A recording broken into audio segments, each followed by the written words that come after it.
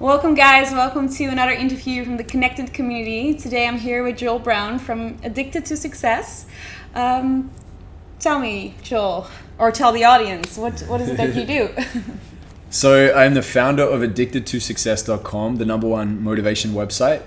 And I created this 10 years ago. And the reason why I really love what I do is because I get to work with so many phenomenal people. And it's funny because when they first come to me or they visit my website or they listen to my podcast or connect with me on YouTube, whatever it may be, they don't know yet that they're phenomenal, most of them. And I really love just watching people's journey. I love seeing the transformation unfold when they realize like, wow, actually, if I had a vision, things would change. Yeah. If I actually started to really go in on myself and do the work, my beliefs can increase. If I align myself with my values, I'll feel alignment in my life.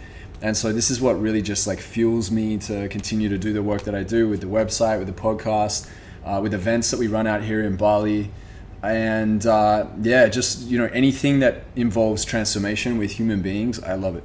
Yeah, that's amazing because like a lot of people have dreams, right? And a lot of people look at other successful people and be like, oh, I wish I could do that, or I wish I could be that. And a dream is nothing with a plan. So what is your passion? Why are you doing what you're doing? I think that most people, when I have conversations with them, I find that they're not living with intention. They're, for the most part, maybe waiting for something to be attracted into their life, and they could be doing the work and waiting for, the frequency to match to be able to, receive that thing. But I also believe in the law of intention, which is set it and get it. And that's why I'm such a big fan of the 10-year vision process.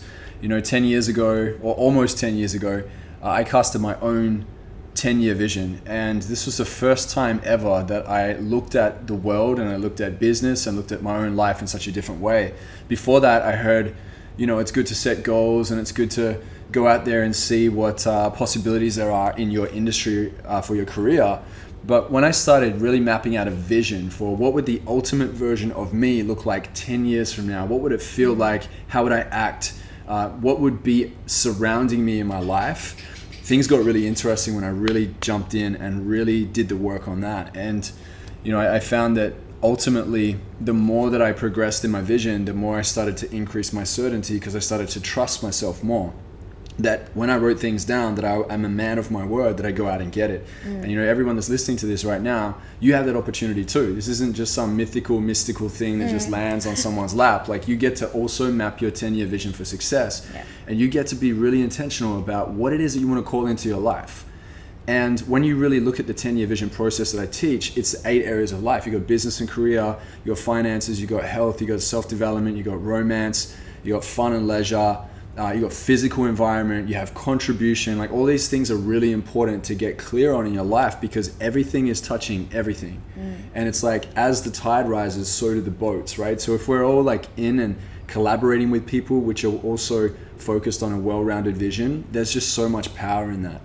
And I don't know, I'm such a fan of the process. It's worked so well for me, and over 400 of my students face-to-face and over tens of thousands of people around the world have really benefited from getting a vision in place, a 5-year or a 10-year vision.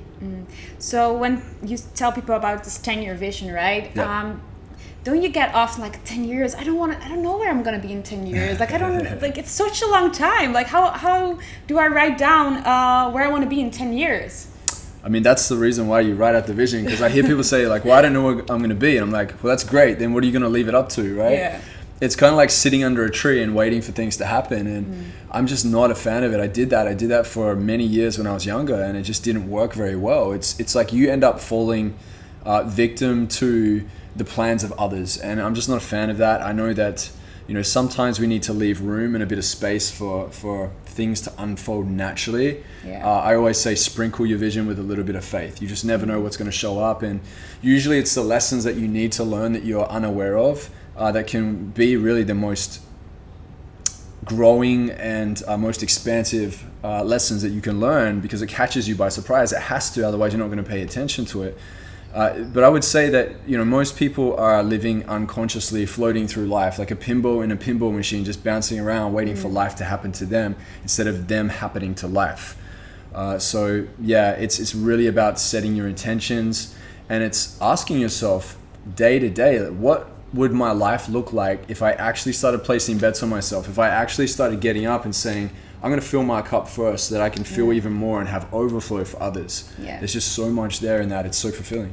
True. And like setting up a 10-year plan, like things can change along that way and you can adjust your plan, right? Absolutely. It's not, I always tell people, it's not a line in the cement, it's a line in the sand, right? You get to change it. And the reason why I am a big fan of the process is it's not because it's just writing it all down and like, oh my gosh, here's my life plan forever. It's not that. Yeah. It's what it does to you in the process when you commit to it. It's more about the person that you become because you're committing to the things you write down. And that means that sometimes you're going to have to adjust it. I remember the first 10-year vision I ever wrote, I said, I want to be a millionaire.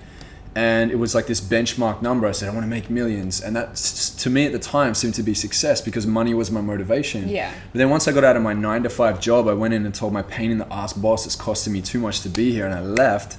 Deuces.